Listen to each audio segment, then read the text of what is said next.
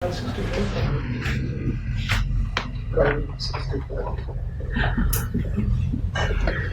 आप कल नहीं आए तो इसलिए आपके पास 64 लिखा हुआ आ रहा है। जो कल आए हैं उनके पास 65 लिखा हुआ आ रहा है। ये चैप्टर 8 हम पढ़ रहे थे। चैप्टर 8 नाम हमने रखा हुआ है सबस्टांटिव प्रोसीजर्स। फाइनेंशियल स्टेटमेंट्स के, अकाउंट बैलेंसेस के सबस्टांटिव प्रोसीजर्स हम कवर कर रहे हैं। सेल के सबस्टांटिव प्रोसीजर हम कवर कर चुके, परचेज के कवर कर चुके, वेजेस के कवर कर चुके, इन्वेंट्री के कवर कर चुके, non current assets, cash in hand, cash at bank, receivables, payables. क्या ख्याल है? आज भी हम कुछ अकाउंट बैलेंसेस के सबस्टांटिव प्रोसीजर ही कवर करेंगे और कवर करेंगे आज हम पहले इंटेंजिबल्स के सबस्टांटिव प्रोसीजर। इंटेंजिबल्स नाम सुना हुआ? हाँ, इंटेंजिबल्स। FAR2 मैं उम्मीद करता हूँ आप लोग साथ पढ़ रहे हो या पढ़ी हुई है, फिर तो बिल्कुल नाम सुना हो इंटेंजिबल्स, क्योंकि FAR1 के अंदर तो शायद सिर्फ नाम ही सुना होगा, देखा कोई नहीं होगा कोई। इंटेंजिबल्स के सबस्टांटिव प्रोसीजर। इंटेंजिबल्स में मेनली देखा जाए तो गुडविल एक इंटेंजिबल एसेट है, तो इसको कैसे ऑडिट करना है ये हम देखेंगे आज। डेवलपमेंट कॉस्ट एक इंटेंजिबल एसेट है, इसे कैसे ऑडिट करना है ये आज हम देखेंगे। ब्रांड एक इंटेंजिबल एसेट है, इसे कैसे ऑडिट करना है ये आज हम देखेंगे। गुडविल, डेवलपमेंट कॉस्ट और ब्रांड्स।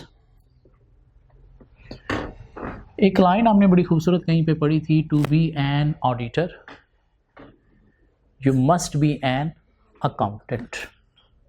अकाउंटिंग अगर आपको आती है किसी एक अकाउंट बैलेंस की कि कैसे कैलकुलेट होता है, कहाँ से आता है, तो उसका ऑडिट करना आसान है। अगर अकाउंटिंग ही नहीं पता ये कहाँ से अकाउंट बैलेंस, ये कैसे कैलकुलेट होता है, कहाँ से आती है, क्या चीज़ होती है, इसकी कैलकुलेशन में क्या क्या चीज़ें इन्वॉल्व होती हैं, तो फिर ऑडिट मुश्किल है। हाँ, अगर इसकी कैलकुलेशन में क्या क्या चीज़ें होती हैं ये पता है तो फिर ऑडिट प्रोसीजर कुछ ना कुछ लिख लिए जाएंगे। ठीक हो गया? गुडविल क्या होती है? Difference between consideration paid and fair value of net assets acquired, ये होता है। ये excess of consideration paid over fair value of net assets acquired. क्या ख्याल है? मीन एक सब्सिडी आप एक्वायर करते हो तो उसके नेट एसेट्स की फेयर वैल्यू, उसके ऊपर आप जितना देते हो वो क्या होता है? गुडविल होती है। तो गुडविल है क्या? बेसिकली डिफरेंस है between consideration paid and fair value of net assets acquired. Mean subsidy जिसके आपने नेट एसेट्स एक्वायर किए हैं तो वो वैल्यू, और उसके ऊपर जो आपने पे किया वो क्या है? गुडविल। जो आपने टोटल पे किया वो कंसीडरेशन पेड है। क्या ख्याल है? उसके अंदर क्या इंक्लूड है? गुडविल भी इंक्लूड है और fair value of net assets acquired भी इंक्लूड है। दिस मीन ये दो चीजें हमने वेरीफाई करनी है, गुडविल वेरीफाई होगी। कंसीडरेशन पेड कहां से वेरीफाई करेंगे? Purchase agreement. Purchase return agreement होगा कि भाई मैं आपको इतने में एक्वायर कर रहा हूँ, हवा में तो नहीं एक्वायर होगा। क्या कहता है? कोई भी चीज़ खरीदी जाती है तो उसका कोई ना कोई परचेज एग्रीमेंट होता है। कोई एसेट एक्वायर कर रहे हैं तो उसकी चलो इनवाइस होती है, लेकिन कोई सब्सिडी एक्वायर कर रहे हो तो उसकी इनवाइस बिल नहीं होगा, क्या होगा? परचेज एग्रीमेंट होगा। तो इंस्पेक्शन ऑफ परचेज एग्रीमेंट, क्या ख्याल है? To verify amount of consideration paid. तो इंस्पेक्शन ऑफ परचेज एग्रीमेंट।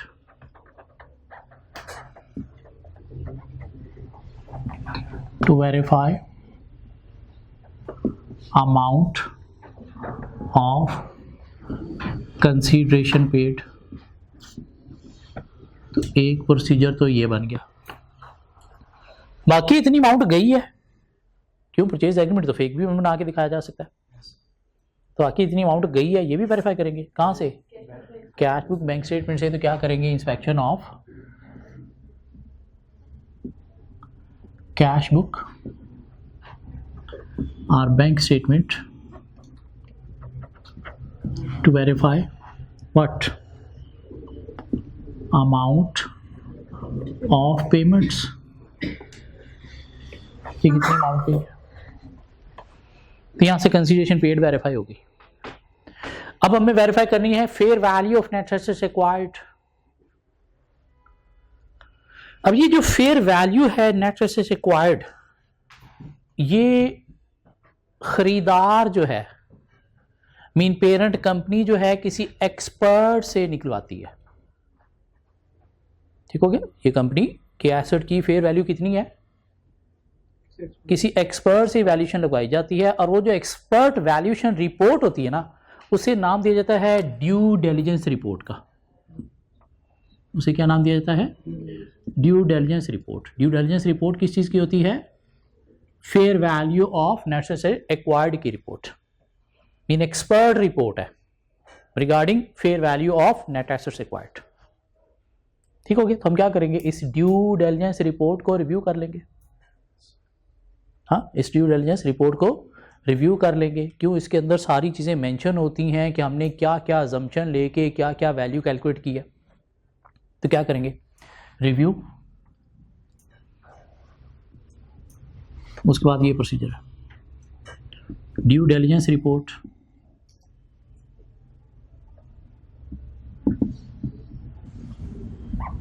किस लिए? To ensure made on reasonable assumptions, कि उसमें अगर कोई अजम्पशंस वगैरह इन्वॉल्व थी तो वो क्या थी? रीजनेबल थी। क्या ख्याल है? टू इंश्योर मेड मीन बनाई गई है ये ऑन रीजनेबल अजम्पशंस, या इसको यूं भी लिखा जा सकता है to evaluate reasonableness of assumptions. ठीक है? To evaluate reasonableness of assumption, के अजम्पशंस में जो ली गई हैं फेयर वैल्यू कैलकुलेट करने में वो रीजनेबल थी या नहीं थी, मीन हकीकत से ताल्लुक रखती थी या नहीं रखती थी। ठीक हो गया? और क्या हो सकता है जी प्रोसीजर? और क्या हो सकता है? हम एक अपनी भी फेयर वैल्यू रिकम्प्यूट करके क्लाइंट की फेयर वैल्यू के साथ कंपेयर कर सकते हैं, देखने के लिए कि वाकई ये ठीक है या नहीं है। ठीक है ना? हमारा नॉलेज भी तो कुछ बताता होगा ना कि वाकई चीज़ों की इतनी इतनी वैल्यू है या नहीं है। हाँ, क्यों? एक्सपर्ट हम तो उस वक्त नहीं थे, ये कह रहे हैं फलां एक्सपर्ट से लिए, पता नहीं फलां एक्सपर्ट से लिए ये नहीं ली, क्यों? क्लाइंट के रिकॉर्ड से मैं ये तो ड्यू डिलिजेंस रिपोर्ट मिल रही है अभी। क्या ख्याल है? तो हम क्या करेंगे? अपनी भी एक फेयर वैल्यू जो है वो कंप्यूट करके कंपेयर कर लेंगे विद मैनेजमेंट कैलकुलेशंस। तो क्या करेंगे? Recompute on fair value and compare with client fair value for accuracy, कि वो एक्यूरेट है या नहीं है। क्या ख्याल है?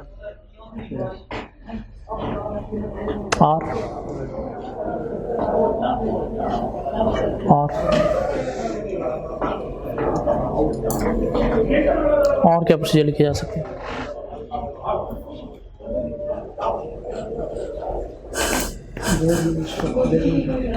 कंपनी परचेज की है इन्होंने, कंपनी खरीदी है, तो कोई बोर्ड से अप्रूवल भी होनी चाहिए ना। क्या ख्याल है? तो अप्रूवल भी हम देखेंगे कि थी या नहीं थी। Authorization for purchase, approval for purchase, तो उसके लिए क्या करेंगे? Review board minutes, review board meeting या minutes of meeting, board minutes of meeting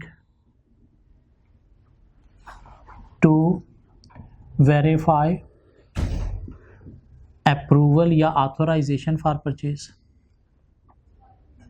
for acquisition.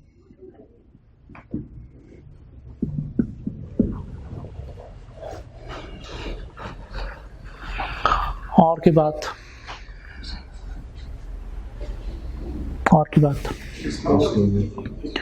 Disclosure भी होना चाहिए फाइनेंशियल स्टेटमेंट्स के अंदर। डिस्क्लोजर भी होना चाहिए फाइनेंशियल स्टेटमेंट्स के अंदर कि आपने सब्सिडी जो है एक्वायर की है। क्या ख्याल है, उसकी वजह से रिजल्ट्स पे क्या क्या चेंज आए हैं, तो कहाँ पे वो डिस्क्लोजर होना चाहिए? नोट्स टू द अकाउंट्स में। तो क्या करेंगे? Review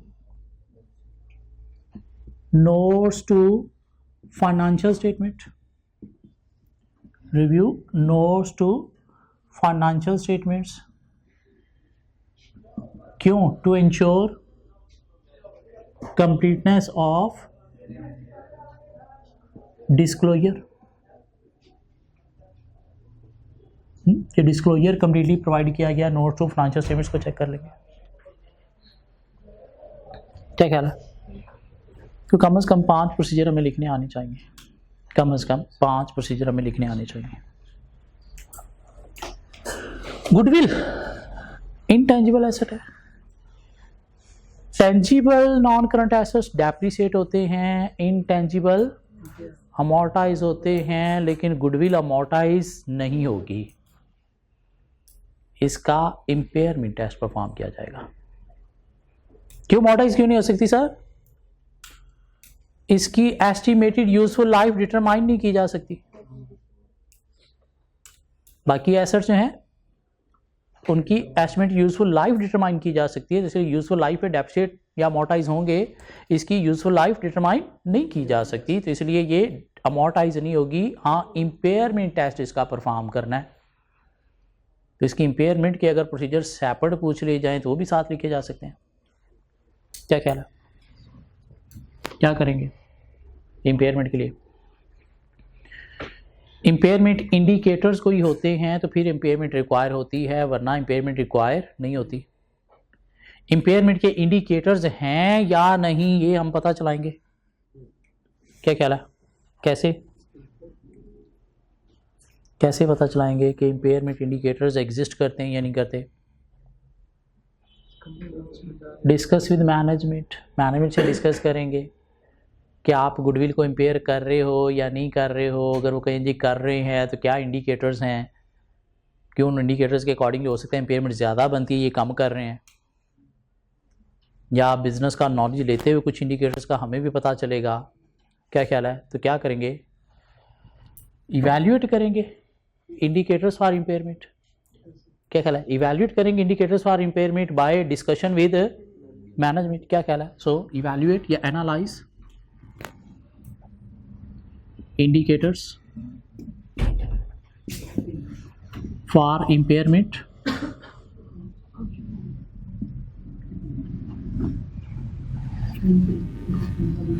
by discussion mean inquiry with management। बल्कि हम किसी एक्सपर्ट से भी शायद कंसल्ट कर सकते हैं regarding existence of impairment review indicators. क्या ख्याल है, तो किया जा सकता है कंसल्ट किसे? एक्सपर्ट से। तो क्या करेंगे हम? Consult an independent expert for existence of indicators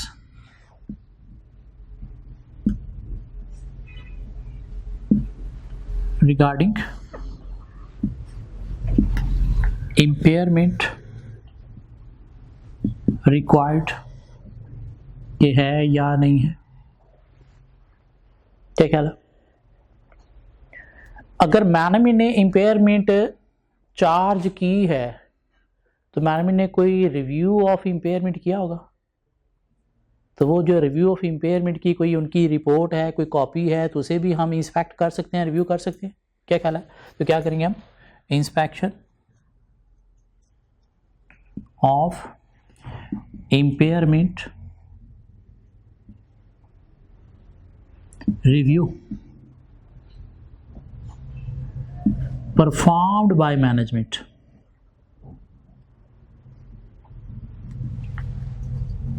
Performed by management to ensure based on reasonable assumptions. Mean उसमें कोई assumptions ली गई हैं, कोई कैलकुलेशन की गई है किसी assumptions की बेस पर, तो assumption reasonable है या नहीं. क्या ख्याल है? बातें की जा सकती हैं. आप बुक खोल के देखें, उसमें गुडविल के कुछ प्रोसीजर दिए गए हैं, उसमें कुछ इम्पेयरमेंट के भी प्रोसीजर्स दिए गए हैं. पढ़ के देखें, वो बात समझ आती है. क्या कोई 2-3 इम्पेयरमेंट के प्रोसीजर, 4-5 गुडविल को वेरीफाई करने के प्रोसीजर्स हम लिख सकते हैं?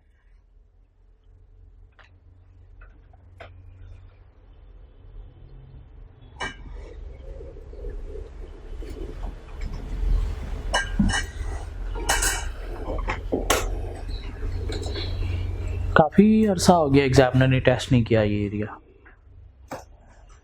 ये जो 2 पेज हैं, एक जो आपके सामने है और एक इसे नेक्स्ट पेज, काफ़ी अरसा हो गया एग्जामिनर ने टेस्ट नहीं किया.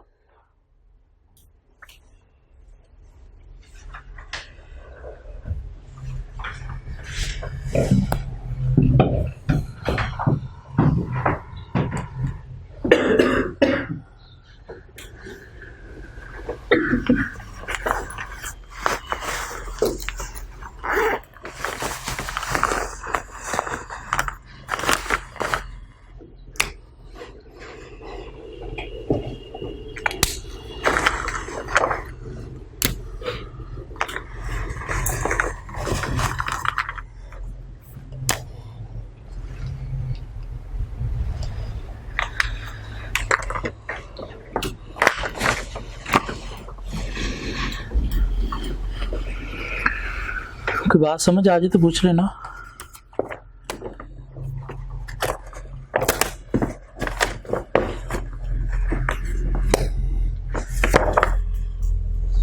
कुछ भी समझ नहीं आ रहा.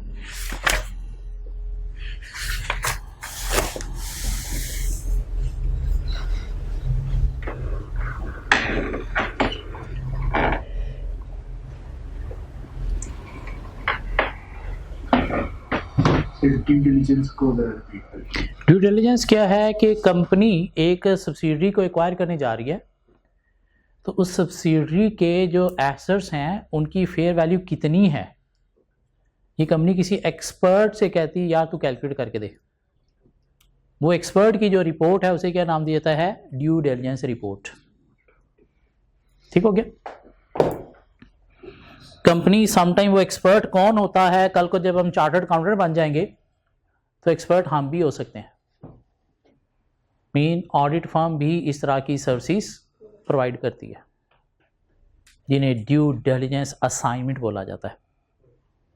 चार्टर्ड अकाउंटेंट बनने के बाद हम ऑडिट भी करते हैं, अकाउंटिंग का काम भी करते हैं, टैक्स का काम भी करते हैं, बिजनेस कंसल्टेंसी भी प्रोवाइड करते हैं. उन्हीं बिजनेस कंसल्टेंसी में इस तरह की ड्यू डिलिजेंस असाइनमेंट्स भी आ जाती हैं. कैसे ये असाइनमेंट परफॉर्म करनी है, सीए फाइनल के ऑडिट में जाके आप पढ़ोगे. बल्कि अभी इस दफ़ा पेपर में टेस्ट भी हुआ था इसके ऊपर, क्वेश्चन को 15 नंबर का. तो बड़े जब हो जाएंगे, सीए फाइनल में जब पहुंचेंगे, तब हम पढ़ेंगे ड्यू डिलिजेंस कैसे परफॉर्म करते हैं. अभी हम सिर्फ ऑडिट पढ़ रहे हैं. एक ऑडिटर ऑडिट के अलावा कुछ और भी करता है. वो क्या क्या करता है, कैसे करता है, वो सीए फाइनल के ऑडिट में जाके पढ़ेंगे. इधर सिर्फ ऑडिट. जी कुछ बातें की जा सकती हैं. गुडविल का आखिरी प्रोसीजर लिखा हुआ है क्या?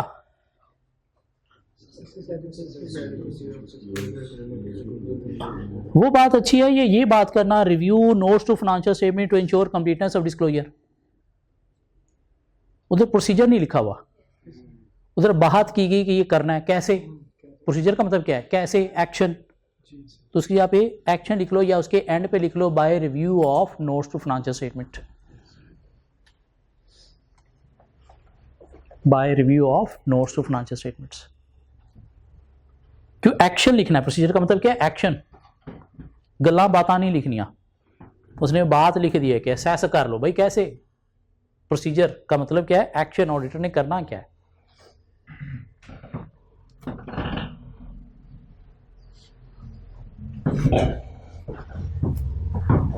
चलिए आगे, चलिए जी अब डेवलपमेंट कॉस्ट में आ जाते हैं। इसकी पहले अकाउंटिंग देखते हैं क्या होती है।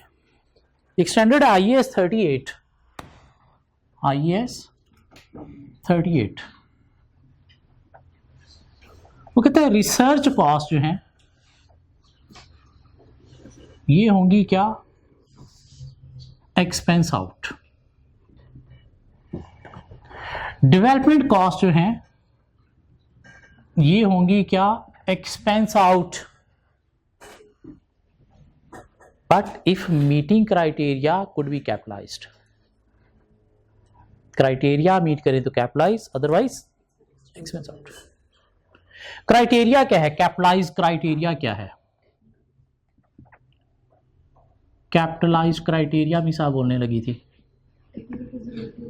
एक तो टेक्निकल फिजिबल होना चाहिए, मीन ये चीज जो है वो टेक्निकल फिजिबल होनी चाहिए। मतलब क्या, रियलिटी में बन सकती हो, रियलिटी में बन सकती हो, टेक्निकल फिजिबल होनी चाहिए। अगर टेक्निकल फिजिबल नहीं है तो इसके ऊपर जितना भी पैसा लगा है वो कैपिटलाइज नहीं, एक्सपेंस आउट होगा। क्यों, ज़ाया हो गया, मीन उसे कोई एसेट बन ही नहीं सकता। क्या कहला, टेक्निकल फिजिबल हो, मीन हम एक ऐसी गाड़ी बनाने जा रहे हैं जो रोड पे चलते चलते देखे कि आगे ट्रैफिक आ गई है तो वो हवाई जहाज बन के ट्रैफिक के ऊपर से चलना शुरू हो जाएगी। उस चीज़ की रिसर्च एंड डेवलपमेंट कॉस्ट हम कैपिटलाइज कर रहे हैं। हाँ, अगर तो वाकई टेक्निकल फिजिबल है तो ठीक है, कैपिटलाइज होगा, अदरवाइज नहीं होगा। हम कोई ऐसे एसेट बनाने जा रहे हैं जिसको बंदे के बाजों के साथ इधर इधर लगा दिया जाएगा और रोड पे बंदा चलता जा रहा है, लेट हो गया है तो एक बटन प्रेस करेगा और बंदा उड़ना शुरू हो जाएगा।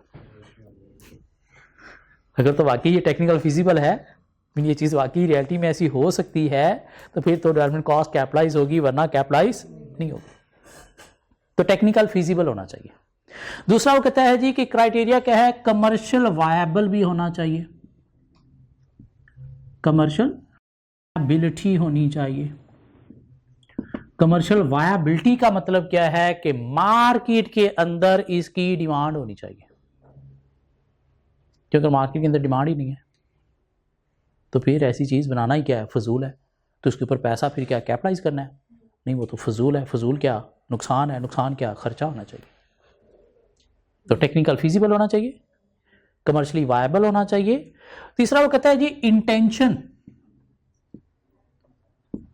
टू यूज कंप्लीट और सेल होनी चाहिए। मीन मैनेजमेंट, कंपनी की मैनेजमेंट की इस चीज को बनाने की, इसको यूज करने की या सेल करने की इंटेंशन भी होनी चाहिए। और अगर इंटेंशन नहीं है मैनेजमेंट की, मैनेजमेंट चाहती ही नहीं ये चीज़ हो, उनकी तरफ से कोई रिस्पॉन्स ही नहीं है ऐसी चीज़ का, तो फिर ये कैपिटलाइज नहीं, एक्सपेंस आउट होगी कॉस्ट।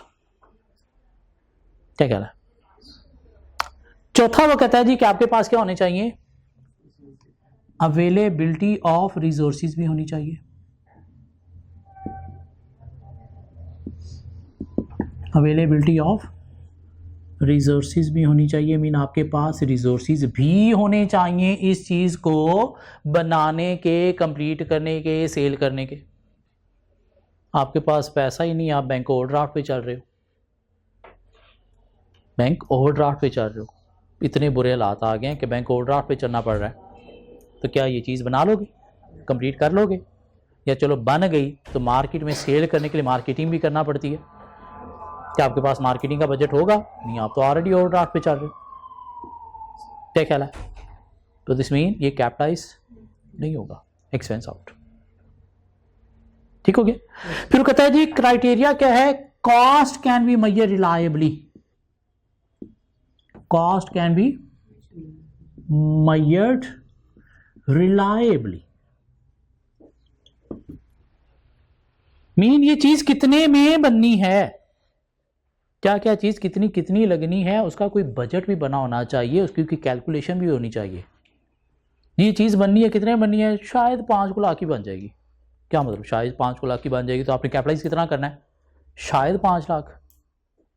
तो एग्जैक्ट कितनी अमाउंट, क्या ख्याल है, तो एग्जैक्ट अमाउंट कैलकुलेशन को बजट प्रॉपर प्रिपेयर होना चाहिए कि कितनी कितनी कॉस्ट इसमें लगनी है, और वो रिलायबल मेजरमेंट होनी चाहिए। तुक्के शुक्के उसके अंदर नहीं होने चाहिए। लेबर 300 की लग जाएगी जी, 300 रुपए की लेबर लग जाएगी जी, नहीं, रिलायबली मैयर होना चाहिए कि 300 रुपए तो शायद कोई 1 घंटा भी आपको नहीं देगा 300 रुपए में। तो ये 5 क्राइटेरिया मीट हो तो डेवलपमेंट कॉस्ट कैपिटलाइज होंगी, वरना डेवलपमेंट कॉस्ट कैपिटलाइज नहीं होंगी। तो अब डेवलपमेंट कॉस्ट को अगर हमने वेरीफाई करना है तो क्या करना है, ये 5 क्राइटेरिया की वेरीफाई करनी है। टेक्निकल फीजिबिलिटी कैसे वेरीफाई करेंगे, फिजिबिलिटी रिपोर्ट होती है या कोई प्रोडक्ट बनाने से पहले उसका कोई सैंपल बनाया होता है जिसे प्रोटोटाइपिंग का नाम दिया जाता है। तो क्या करेंगे, चेक करेंगे existence of sample prototyping to verify technical feasibility, या रिव्यू कर लेंगे feasibility report to ensure based on reasonable assumptions. क्या ख्याल है, कमर्शियल वायबिलिटी कैसे वेरीफाई करोगे कि मार्केट के अंदर डिमांड है या नहीं, तो क्या करोगे, market survey report, market survey report को रिव्यू कर लेंगे जो कंपनी के पास होगी कि उन्होंने क्राइटेरिया ये किसी तरह से चेक किया होगा ना, तो कैसे चेक किया होगा, तो मार्केट सर्वे किया होगा कि इसकी डिमांड है, तो मार्केट सर्वे की रिपोर्ट भी कंपनी के पास होगी तो वो रिव्यू कर लेंगे। या existence of similar products in the market देख लेंगे कि अगर हैं और बिक रही हैं तो इसमें इसकी भी डिमांड है। हाँ, तो क्या करेंगे, verify commercial viability by review of market survey report या through confirmation of similar product exist in the market. Similar product ना हो तो फिर मार्केट डिमांड देखेंगे, कोई कस्टमर की तरफ से ऑर्डर है तो वो देख लेंगे कि मार्केट से डिमांड है, ये मार्केट सर्वे रिपोर्ट है, ये कस्टमर की तरफ से ऑर्डर है, तो वो देख लेंगे। क्या ख्याल है, इंटेंशन टू यूज कंप्लीट और सेल कहां से वेरीफाई करोगे, बोर्ड मिनट से, मीटिंग के बोर्ड मिनट से। क्या ख्याल है कि मैनेजमेंट की तरफ से अप्रूवल है, मेन इंटेंशन है उनकी, क्यों अगर अप्रूवल नहीं है तो इंटेंशन भी नहीं है। रिसोर्सेज हैं या नहीं, ये कहां से वेरीफाई करोगे, रिसोर्सेज हैं या नहीं कहां से वेरीफाई करोगे, कंपनी की फाइनेंशियल स्टेटमेंट्स को देख लोगे, review of financial statements to verify availability of financial resources, वहां से देखोगे कैश बैलेंस कितना है, कहीं ओवरड्राफ्ट पे तो नहीं चल रहे। क्या ख्याल है, कंपनी कहती है जब हम लोन लेके बनाएंगे तो गेयरिंग देख लेंगे कंपनी की कहीं बहुत ज़्यादा हाई तो नहीं है, जहाँ से पता चल जाए कि वाकई यहाँ लोन मिलने के चांसेस भी हैं, क्योंकि अगर गेयरिंग ऑलरेडी हाई है तो फिर तो लोन कोई नहीं देगा आपको। प्रॉफिटेबिलिटी कंपनी की देख लेंगे, क्या वाकई उसमें इंप्रूवमेंट है, क्यों लोन कोई देगा तो प्रॉफिटेबिलिटी इंप्रूवमेंट की बेस पर देगा।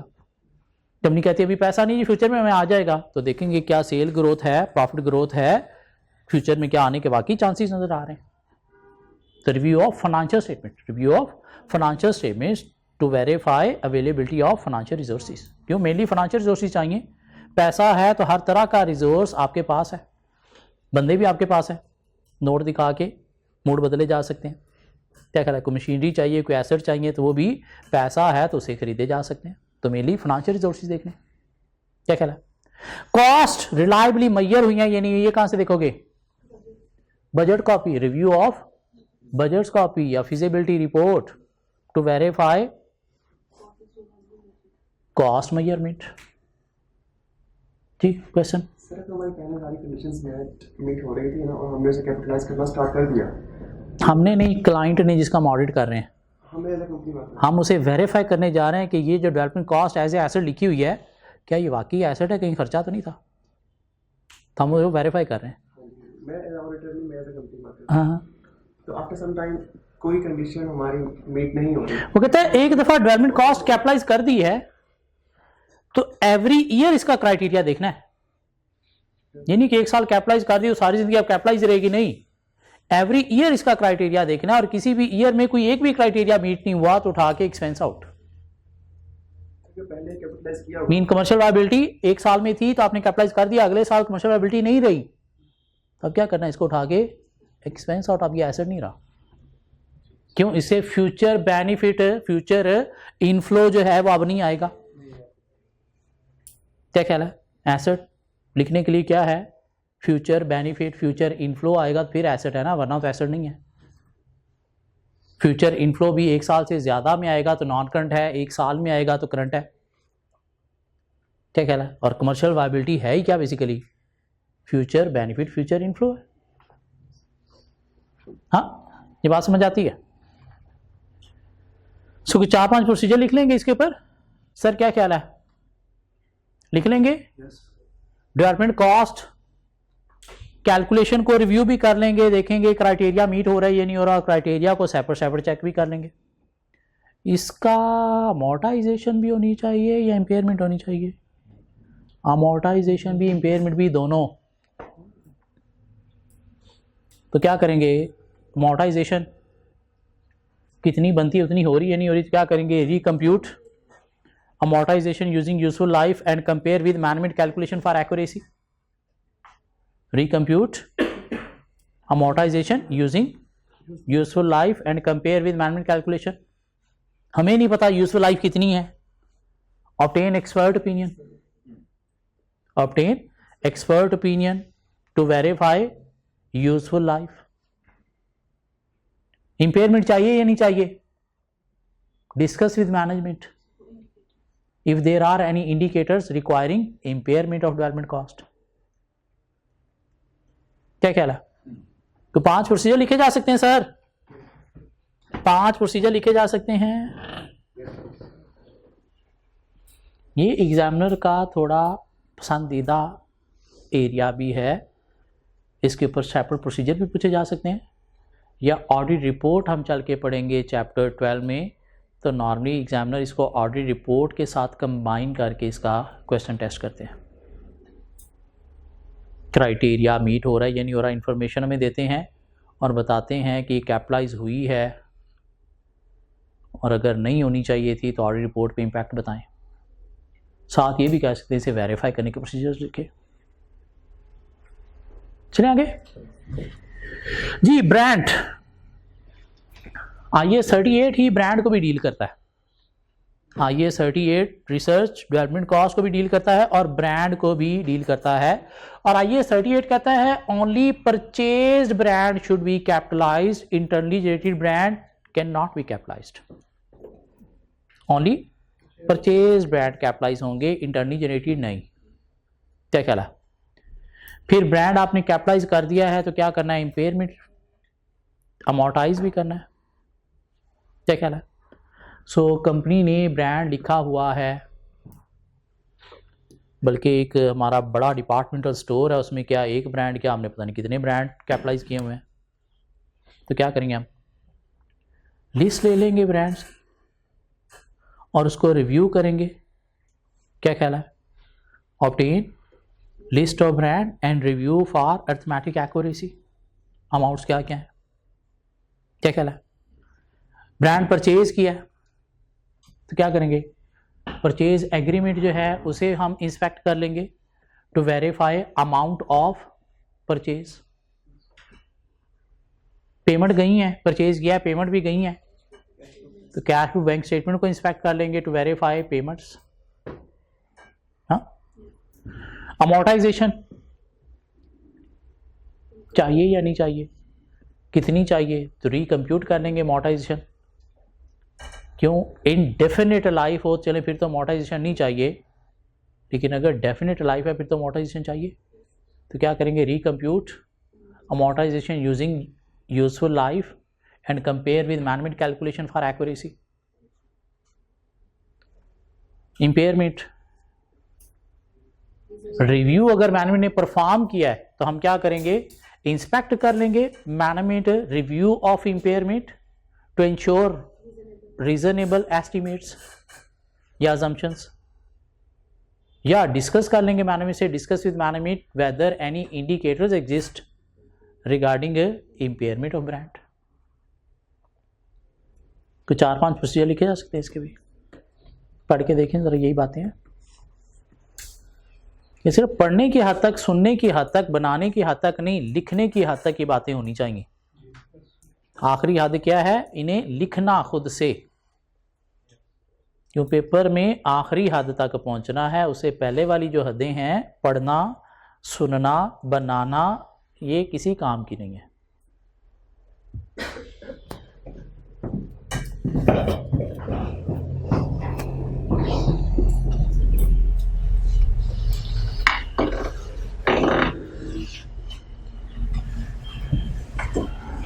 ब्रांड परचेज किया है तो आप ऑथोराइजेशन बोर्ड मिनट से भी चेक कर सकते हो।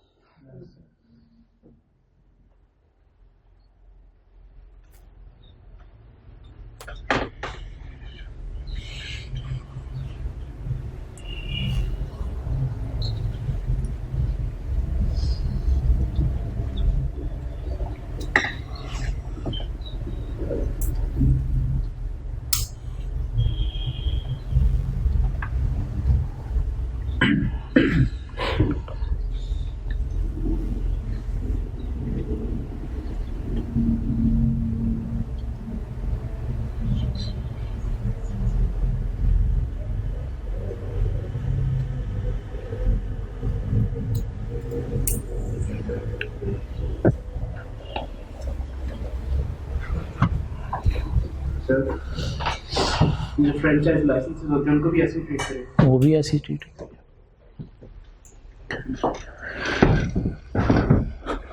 इसके आगे प्रोसीजर हमें मिलेंगे एक्रूअल्स और प्री पेमेंट्स के। एक्रूअल और प्री पेमेंट्स के, उसमें एक्रूड वेजेस एंड सैलरीज के प्रोसीजर्स, एक्रूड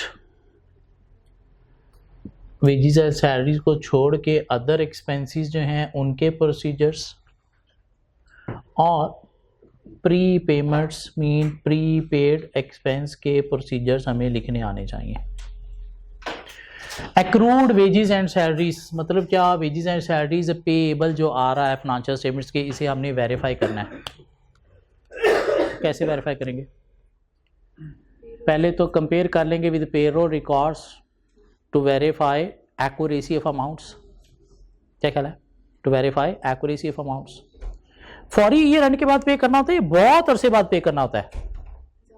फौरी मीन 1-2 मंथ बाद पे करना होता है, तो आप क्या करोगे? Post year end cash payments के थ्रू वेरीफाई कर लोगे payment against accrued wages and salaries. क्या ख्याल है? या कैश पेमेंट को कंपेयर कर लोगे with accrued wages and salaries to ensure completeness of recording. Mean cash payment कहीं ज़्यादा तो नहीं होगी, लायबिलिटी कहीं कम रिकॉर्डेड तो नहीं थी। क्या ख्याल है? और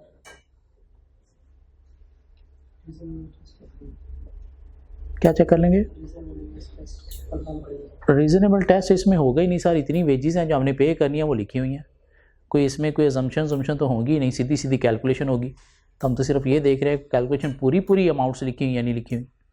तो इसलिए पेरोल रिकॉर्ड से हमने वेरीफाई कर लिया कि वाकई इतने बनते हैं, और कैश पेमेंट्स को हमने वेरीफाई कर लिया। दूसरा एक एनालिटिकल प्रोसीजर लगा लो, compare current wages and salaries monthly होंगी या ईयरली होंगी? मंथली होंगी with prior months accruals to investigate any differences. या कोई डिफरेंसेस हैं तो इन्वेस्टिगेट कर सकेंगे, भाई पीछे इतना था अब इतना क्यों है, पीछे ज़्यादा था अब कम क्यों है। क्या ख्याल है? फिर हम क्या कर सकते हैं? कंपेयर कर सकते हैं एक्रूड वेजेस एंड सैलरीज को किसके साथ? सैलरीज एंड वेजेस एक्सपेंस के साथ भी, सैलरी एंड वेजेस एक्सपेंस के साथ भी, टू वेरीफाई अमाउंट्स। देखो 3-4 बातें की जा सकती हैं।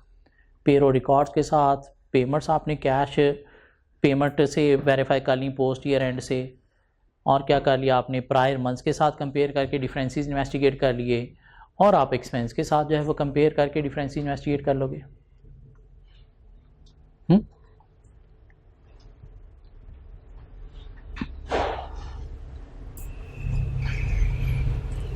ये अदर एक्रूड एक्सपेंसेस क्या हो सकते हैं वेजेस एंड सैलरीज के अलावा?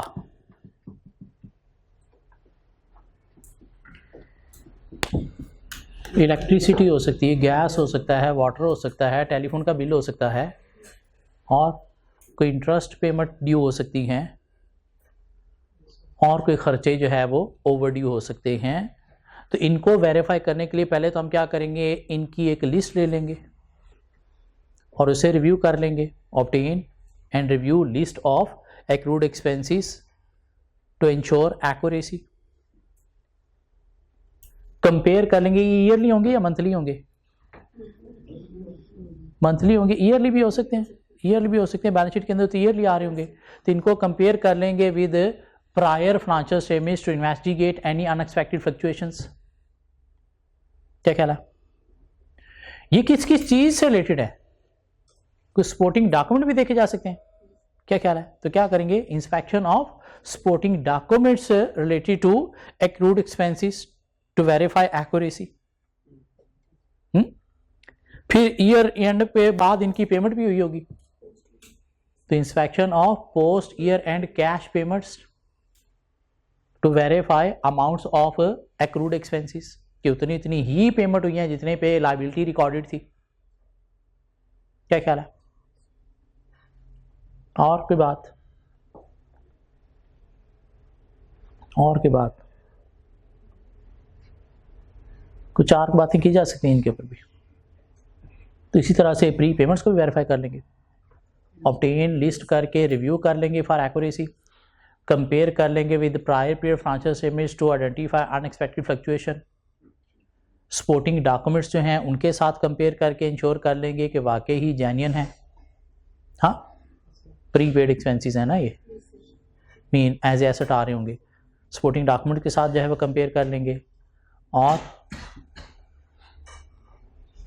इनकी कोई कंफर्मेशन भी की जा सकती है, किसी को दिए हुए हैं तो एडवांस दिए हुए ना, ये एडवांसेस हैं प्री पेमेंट्स, तो कंफर्मेशन फ्रॉम पार्टी भी की जा सकती है, external confirmation from party regarding these amounts, कि बाकी इतनी इतनी अमाउंट्स एडवांस दिए हुए हैं। और की बात, इनके अगेंस्ट कोई कैश रिसीट तो नहीं ना होगा? इनके अगेंस्ट क्या होगा, कोई सर्विसेज आप रिसीव करोगे, सर्विसेज रिसीव करोगे। क्या ख्याल है? तो वो सपोर्टिंग डॉक्यूमेंट के साथ आपने इंश्योर कर लिया। जी, कुछ और को प्रोसीजर इसके ऊपर लिखे जा सकते हैं। सो सम अप करते हैं आज क्या किया हमने। गुडविल को वेरीफाई करने के procedures, consideration paid, purchase agreement, cash book, bank statement से, नेट एसेट्स एक्वायर्ड की फेयर वैल्यू के लिए ड्यू डिलिजेंस रिपोर्ट को आपने चेक किया, फेयर वैल्यू रिकम्प्यूट करके कंपेयर की, ऑथराइजेशन बोर्ड मिनट से चेक की, notes to the financial statements में डिस्क्लोजर देखा, इम्पेयरमेंट के इंडिकेटर्स को एनालाइज किया by discussion with management, consult किया इंडिपेंडेंट एक्सपर्ट को रिगार्डिंग इंडिकेटर्स ऑफ इम्पेयरमेंट, और साथ आपने क्या किया, इम्पेयरमेंट रिव्यू जो मैनेजमेंट ने परफॉर्म किया उसकी कॉपी को इंस्पेक्ट किया कि रीजनेबल अजम्पशन पर बेस था या नहीं था। डेवलपमेंट कॉस्ट को वेरीफाई करना है, तो डेवलपमेंट कॉस्ट को वेरीफाई करने के लिए सबसे पहले तो आपने बोर्ड मिनट्स को रिव्यू कर लिया to verify management intention to use complete our cell.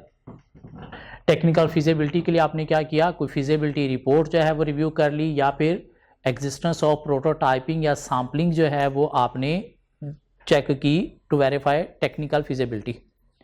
Commercial viability के लिए आपने क्या किया, कस्टमर कॉन्ट्रैक्ट को देख लिया, या फिर आपने क्या किया, similar products in the market देख ली। अवेलेबिलिटी ऑफ रिसोर्सेज के लिए फाइनेंशियल स्टेटमेंट्स को रिव्यू कर लिया, और cost can be measure reliability के लिए feasibility report as well as budget copy को रिव्यू किया। क्या ख्याल है? इम्पेयरमेंट के लिए आपने मैनेजमेंट से डिस्कस कर लिया इंडिकेटर्स हैं या नहीं, और अमोर्टाइजेशन आपने रिकैलकुलेट करके मैनेजमेंट की कैलकुलेशन के साथ कंपेयर कर ली। ब्रांड परचेज हुआ है तो परचेज एग्रीमेंट देख लिया, कैश बुक बैंक स्टेटमेंट देख ली, ऑथराइजेशन बोर्ड मिनट से देख ली, 3 प्रोसीजर। अमोर्टाइजेशन रिकैलकुलेट करके कंपेयर कर ली with management calculation, list obtain करके आपने रिव्यू कर ली फॉर एक्यूरेसी, कंपेयर कर लिया current year balance with previous year to investigate any differences, कि चेंज आ रहा है तो क्या कोई ब्रांड बेचा है या कोई नया खरीदा है, क्या चेंज आ रहा है। Accrued wages and salaries compare करनी with payroll records, cash payments के थ्रू वेरीफाई करनी, पोस्ट ईयर कैश पेमेंट के थ्रू, सैलरी एक्सपेंस के साथ कंपेयर कर ली, और कंपेयर कर ली with previous months to identify any differences. Accrued expenses list obtain करके रिव्यू कर ली, सपोर्टिंग डॉक्यूमेंट के साथ कंपेयर कर लिया, प्रीवियस ईयर फाइनेंशियल स्टेटमेंट्स के साथ कंपेयर कर लिया, cash payments in post year end के साथ आपने वेरीफाई कर लिया, प्री पेमेंट्स लिस्ट ऑब्टेन करके रिव्यू कर लिया, सपोर्टिंग डॉक्यूमेंट्स के साथ कंपेयर कर लिया, प्रीवियस फाइनेंशियल स्टेटमेंट्स के साथ कंपेयर कर लिया, और एक्सटर्नल कंफर्मेशन ले ली फ्रॉम पार्टी। क्या कहलाए? 5 प्रोसीजर गुडविल के, 5 डेवलपमेंट कॉस्ट के, हाँ brand, accrued wages, accrued expenses, pre payments के 4 प्रोसीजर भी चल जाएंगे। इम्पेयरमेंट ऑफ गुडविल के सेपरेट 3 प्रोसीजर आपको लर्न करने हैं। इन चीज़ों को क्या करना है, आज जाके पहले गुडविल के 5 प्रोसीजर एक दफ़ा रीड किए, दिमाग में बनाए, उसके बाद एक दफ़ा हाथ से लिख लेने हैं, बड़े नीट करके, रफ नहीं, नीट करके। उसके बाद नेक्स्ट डेवलपमेंट कॉस्ट पे गए, नहीं इसकी इम्पेयरमेंट पे गए, ये 3 प्रोसीजर लर्न किए, हाथ से लिख लेने हैं। फिर नेक्स्ट डेवलपमेंट कॉस्ट के 5 प्रोसीजर बनाए, हाथ से लिख लेने हैं। मीन एक एक एरिया को पकड़ना है, उसके प्रोसीजर बना के हाथ से लिखने और बड़े नीट लिखने हैं। वो या तो किसी नीट कॉपी में पेज होना चाहिए, क्योंकि कल को जब रिवीजन करनी है तो फिर आपने बुक नहीं खोलनी, अपना लिखा हुआ सामने लाना है, या बुक के अंदर इसी पेज के ऊपर डिस्पैच कर दो, स्टेपल कर दो साथ, ताकि कल को जब ये एरिया रिवाइज करना है तो फिर अपना लिखा हुआ रिवाइज करना है, फिर बुक खोलने की ज़रूरत नहीं है। क्यों? अगर कल को भी बुक खोलना पड़ेगी तो फिर तब भी उतना ही टाइम लगेगा जितना आज लग रहा है। इसलिए प्लीज़ चीज़ों को लिख लिख के कवर करना है। कल मिलते हैं कुछ नई चीज़ों के साथ। टेस्ट है आपका फ्राइडे को।